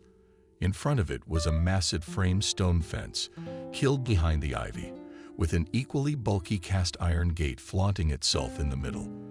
Behind them came back, Flying with You and the park, slightly silvered by the morning frost. The climate in these parts was rather mild, and Emily noticed that some of the trees in town were already having buds. The old roofed house was beautiful, built in the late Baroque style. Even at this time of year, surrounded by a garden and ivy-filled flowers, it looked romantic and picturesque. She stood beside the gate and hesitated to ring the bell. This was where her father lived, her ancestors. This was probably where the lifelong love story that had brought her into the world began. A strange feeling gripped Emily. She wanted to cry and laugh at the same time. Fear of the unknown turned every nerve into taut strings. She noticed how she paved the gravel, the paths. A man showed up. He looked to be about 50-50. He was quite built with blonde hair. He had a dog with him, a little Yorkshire Terrier. Some kind of a hunch. Her sixth sense told her it wasn't just a servant walking a dog. He was wearing light-colored pants, a knit sweater, the color of white wool, and a striped scarf. He reminded the girl of Harry Potter, for on his nose sat glasses with round lenses. Emily felt her pulse clear, at least in half. She realized that it was most likely her father, Alex Schwarzenberg. The girl stood at the gate, unable to move, but he, meanwhile, noticed her and headed straight for the gate. The doggy took over beside him. He walked with confident, vigorous steps, not taking his eyes off his guest. Stopping just a meter away from her, he froze. His face, still young and beautiful, expressed a whole range of feelings of confusion, surprise, disbelief, and even fear. At that moment, Emily finally realized that her father was standing in front of her. It was as if she were looking in a mirror. He had the same facial features, the same straight nose, cheekbones, eye shape, even the shape of his lips. Only Alex Schwarzenberg was blonde, blue-eyed, and Emily inherited her dark hair and chocolate-colored eyes from her mother. "I can help you with something." Unsure, the man asked, keeping his eyes on her face as he prayed that his voice wouldn't tremble. Emily did ask, "Just in case, I would like to see Mr. von Schwarzenberg. I have something to tell him." The man opened the gate and came out to meet her. Alex von Schwarzenberg let me introduce myself and held out his hand to her.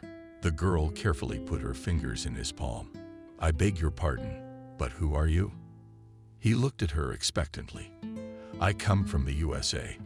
Emily said these words and noticed the change in his face. My name is Emily. He instantly went pale. Evidently, he remembered the name well, which had been her mother's and Emily's own name before her marriage. Please come in. He shunned and led her through the gate. They walked in silence all the way home. The dog ran beside her, oblivious to the guest, which is evidently what it is. The most aristocratic upbringing, when even dogs behave decently in the presence of strangers. They were met at the front door of the house by the Major, whom Alex ordered to organize a tea party and summon the Dowager Duchess Birgit. So she has a grandmother as well. At last they were in the hall. The splendor of the surroundings was blinding. Emily felt as if she were in one of the German museums, a country she had seen quite a few in her travels in the past. Antique chandeliers, tapestries, vintage furniture of expensive sorts, wood and silence. Deafening enough that Emily could hear her own heart pounding. Come, let's go into my office, invited Alex. They went into a richly furnished room, more like a library. For cabinets with books stood all around the room. Emily noticed that many of them had no names on the mugs, so they were very old. He gestured to the guest chair by the desk and sat across from her. So, are you related to Wendy? He said quietly, just like that, right in the forehead. Emily knew there was no turning back, so she nodded affirmatively. She's at peace here too. Was there such hope in his voice that she felt a bitter lump in her throat? Alas, she is not here. She died 2 years ago. Emily saw how his face twitched and whether his eyes were moist. And she was also my mother. So she said that. Alex stared at her with his eyes wide open. His hands, neatly folded on the table, nodded visibly. They were both silent. Emily saw tears run down his cheeks. The man was crying for her mother, for their faults, for their lives together, for their past, which quite obviously still remained in his memory, and she was grateful to him for that. He loved her, he waited for her. The girl suddenly realized that she was crying too. So they sat against each other, so similar in blood, but complete strangers. Emily didn't know how much time passed before he asked his question, "How old are you, Emily?" "I turned 30 on August 1. These words Emily whispered, for his voice overflowed with emotion, sat down to the limit. He had no trouble counting in his mind the thoughts, the experiences, the conclusions, the pain. It was all reflected on his face. He covered it with his hands, and the girl heard suppressed sobs. His shoulders implied, as they do for children who cannot calm down. Emily froze. She was suddenly scared. What was going to happen next? A knock on the office door brought him to his senses. He took up his chair and, wiping his cheeks with his palms, said loudly, "Come in." Gerd Schwarzenberg breakfast is already served in the dining room. Frau Birgit has also come down. She is waiting for you. Thank you, Peter. Tell him we'll be there in 10 minutes. Nodding, the servant bowed courteously and disappeared into the doorway. Alex looked at his guest. "So, Emily, are you my daughter?" Emily only lowered her eyes. She had heard the German restraint and was not expecting a warm embrace. However, Alex rose from his seat and walked around the huge solid oak desk and approached Emily. The girl rose towards him, and he, taking her in his hands, drew her to him and enclosed her in his arms, who found herself at his chest, where her heart was beating frantically. Emily suddenly felt at home. It was as if she was a little girl again, who dreamed of saying the word daddy for once, and now she was not alone. The girl was happy. What a pity Rob wasn't here. Then her happiness would have been complete. She hugged him, too, her father, who had not known about her for years. Why did her mother do that? Emily would never know that again. Finally, he pulled her away from his chest and looked her in the face. "Of course, you look like me, girl. It's like looking in a mirror. My God, it's happiness." It's just unbelievable. I looked for Wendy for so many years, but I didn't know where she had moved from Philadelphia, where we first saw each other. I loved her more than life, but she left me. And 30 years later, you show up this miracle." He laughed through his tears, never letting go of his daughter's hand. "I have to give you something." Reluctantly, Emily spoke. After he managed to cope with our emotions, he looked at her questioningly, and she pulled out of her bag letters and a ring. When he saw the ring, Alex covered his mouth with his palm, as if he was afraid he was going to scream. He seemed about to lose his senses. "I gave this ring to my Wendy the last day we met. I asked her to marry me, and she said yes. But then she suddenly disappeared." He touched it with his hand, stroked the faceted stone, and it was as if he were carrying his thoughts back in time. She kept it. Then his gaze fell on the letters, and recognizing the handwriting, he began to read feverishly. After all 3 letters were read, Alex looked at Emily again. Tears were flowing down his face again. I had lost the love of my life. I had almost come to terms with it, had learned to live without her. But fate had given me a special gift. He smiled now. "She gave me you. A daughter, my flesh and blood, born by the one who stole my heart forever. I found out by accident when I was going through my mother's things. I thought my father was dead. You must have been very lonely when she left." He looked at her with concern and compassion. "Yes, very much. And I was so anxious to find you, just to meet you, to talk to you. I don't need anything." He put his finger to his lips, and she froze half-heartedly. "Now we're going to go, and you're going to meet your grandmother, and then we're going to come back here, and we're going to talk for a long, long time. You will tell me all about your life, about yourself, about your mother." Emily nodded. By the time they were in the dining room, the girl had calmed down a little. Even though everything that was happening seemed to her like a fairy tale, a tricked-out consciousness of a magical dream, she understood that her life had changed forever. Her father believed her immediately and did not send her away unconditionally. She was not questioned in any way. The dining room of Princess von Schwarzenberg's residence was decked out in calm tones, bed-toned, light tapestries, and lightly antique furniture in the late Rococo style. Particularly impressed Emily, the lover, vintage and antique, gorgeous sideboard in white oak, golden case, and with other glassware in the sideboard. The finest Emily had ever seen. At the head of the enormous table, shot with the finest white tablecloth on which breakfast was set.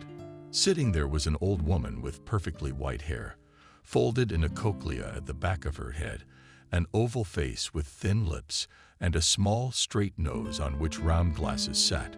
She looked unhappy. "Good morning. Sorry to keep you waiting, Mom."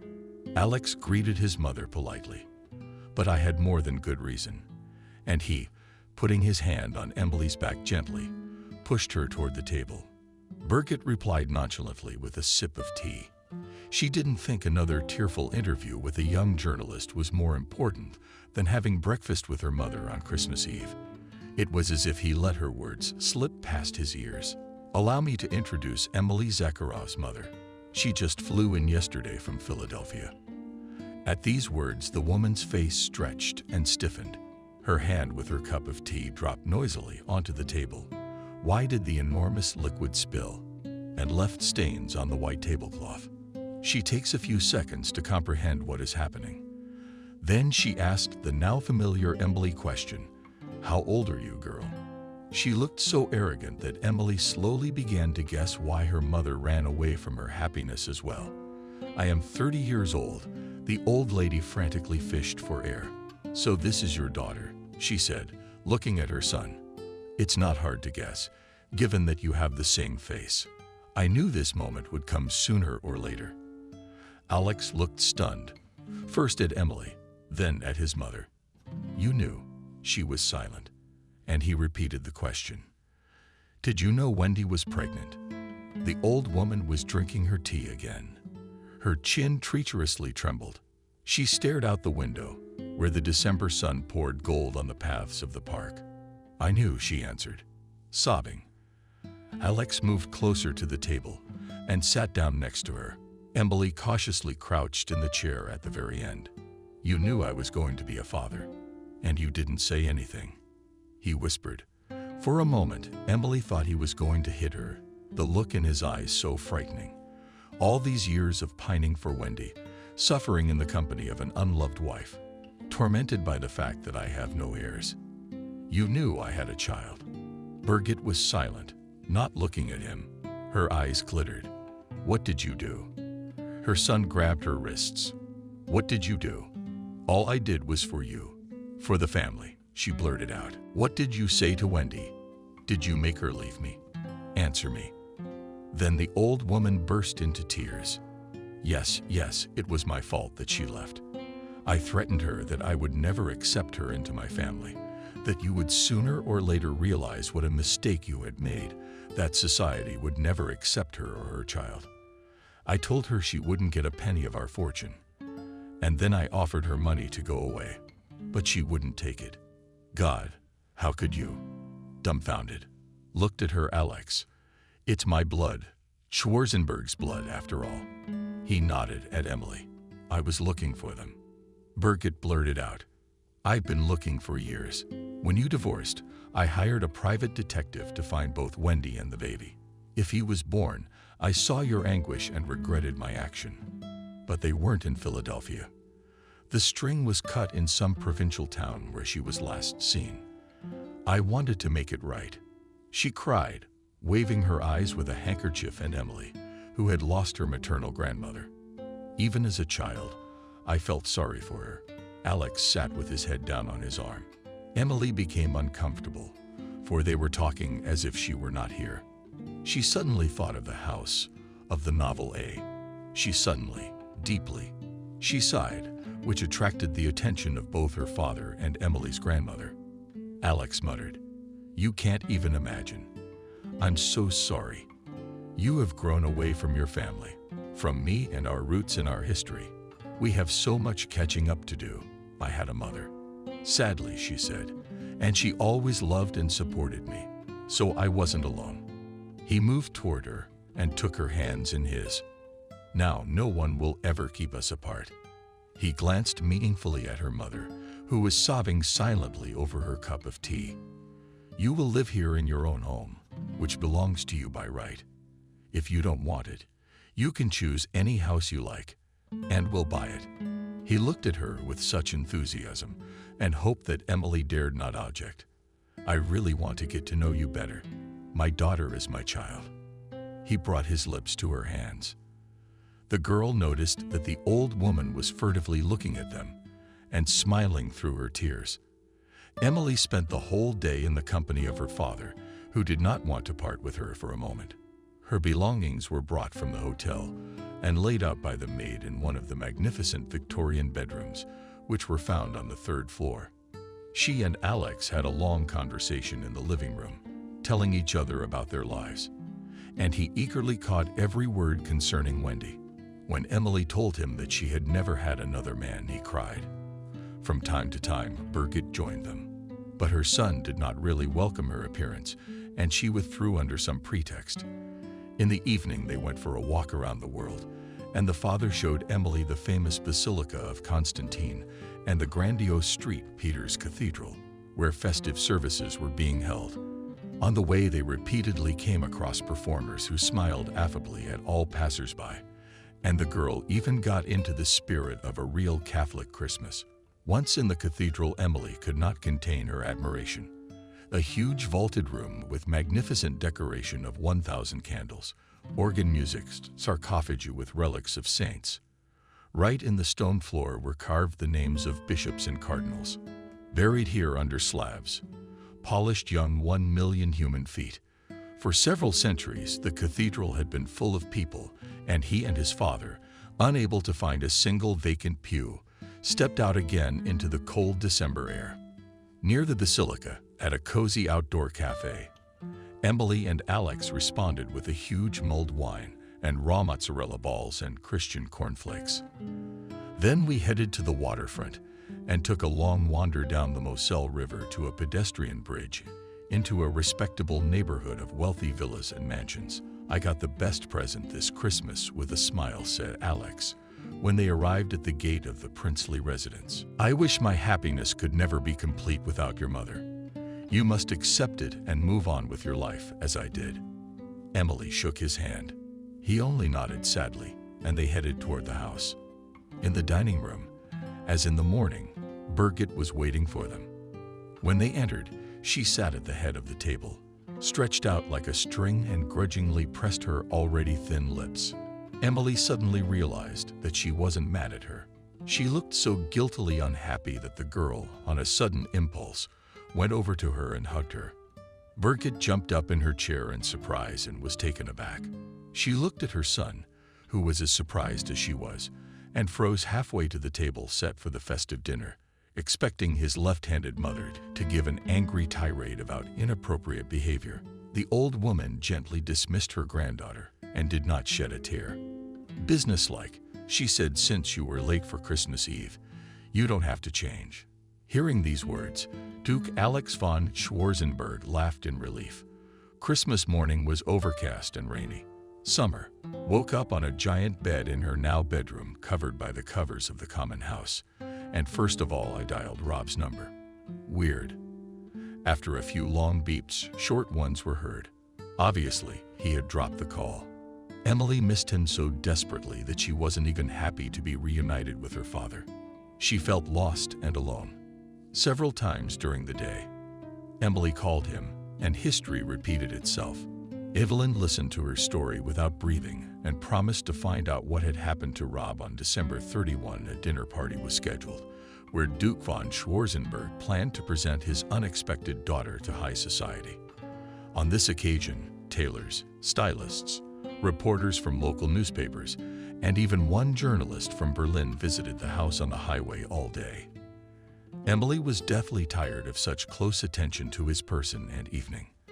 After dinner, they spent the evening alone with her father in the far drawing room, where the fireplace was blazing hot.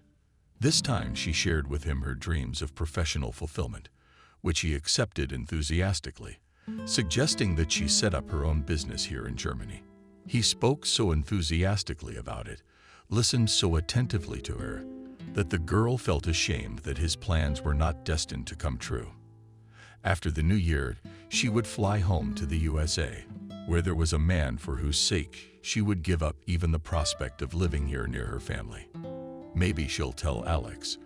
Maybe he'll even understand her, because he, too, had a great love in his life.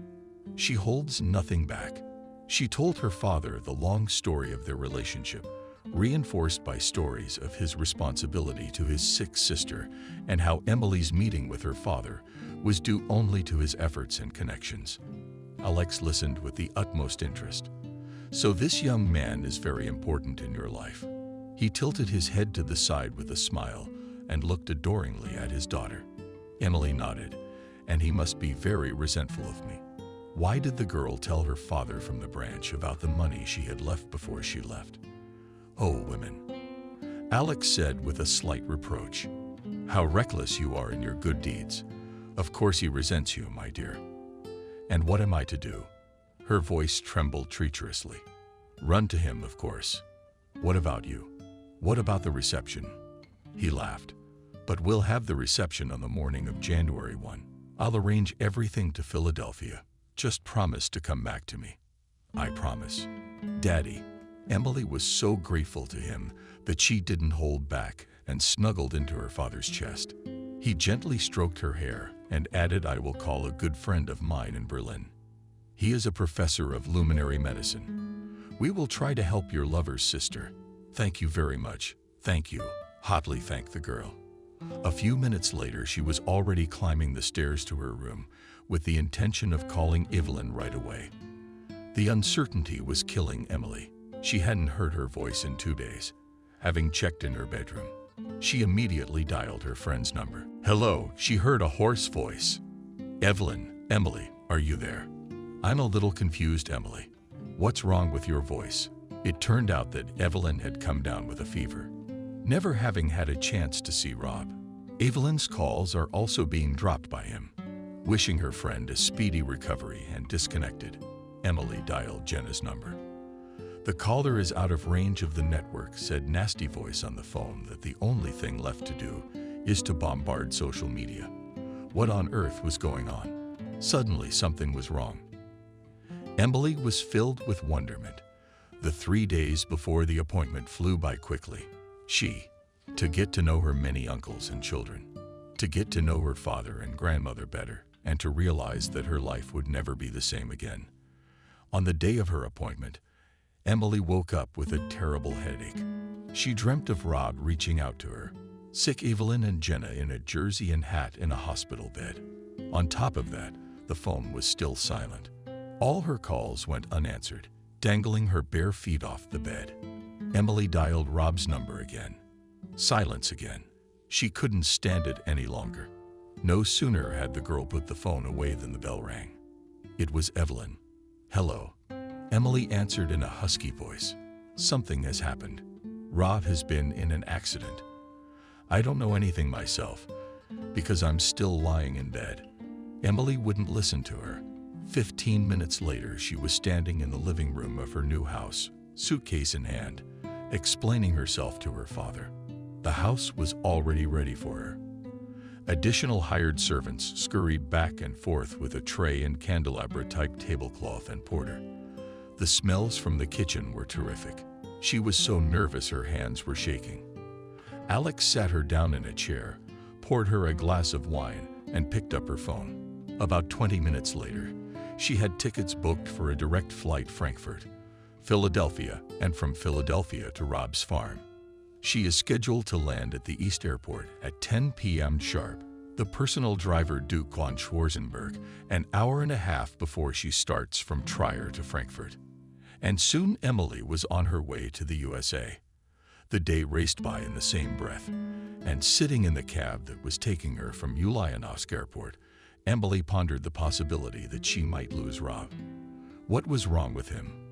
Are his injuries severe? None of this she knew. All she knew was the hospital he was in. Evelyn texted her. When Emily was still in the sky, falling off her feet from exertion and fatigue, Emily literally fell out of a Yandex cab outside the Central City Hospital. Dragging her suitcases behind her, she passed the emergency room, which for some reason was empty. From somewhere came the music and noise. The fun suddenly came to her. Today is December 31st, New Year's Eve. How could she have forgotten about it? Finally, from the lawsuit countless corridors of the emergency room, a girl in a white coat and handing her a 50 euros bill, Emily, being almost half hysterical, asked to escort her to Rob's room. What was in the trauma ward? A young nurse looked round her eyes at the crazy girl with the suitcase, demanding a date with the patient. But she took the money and walked Emily to the right room. Floor, "I don't know. I'm sorry, but I can ask," timidly risked the girl. Emily nodded. "Oh, it's almost 12 on New Year's Eve." The girl flustered and hurriedly retreated. Emily quickly proceeded into the ward, throwing her sister's suitcase. The hallway was quiet, and Emily, gathering her courage, prepared to knock on all the doors. She barely put her hand over the door of the first room. It opened, and Emily saw the light on her haggard face in surprise. She flinched so hard that she hurt the glass that carried the light. What happened? Emily heard Rob's faint voice. Emily quickly hugged the light, and without saying anything, burst into the room. The room was single and dark. Only a small boss burned on one bollard. On a high bed that stood in the center of the room lay a man, the most desirable in the world. His head and torso were wrapped in bandages. His left leg was hanging from the hood. He and Emily stared at each other in silence until the fireworks went off outside the windows. "Happy New Year, Rob." She cautiously crouched on the edge of the bed and saw that there were tears glistening in his eyes. "Happy New Year, Emily," he smiled. "You came. What did you think?" Through her tears, she laughed. "That I would trade you for a foreign prince." He was guilty and silent. "My God, what a fool you are. Rob is simply impenetrable." She brought her face close to his. Their lips met at that moment. Emily realized how much she needed him, like air, like light. She had loved him all her life, hiding, running away from her feelings, wasting precious time with the wrong person and the wrong people. She would not make such a mistake again.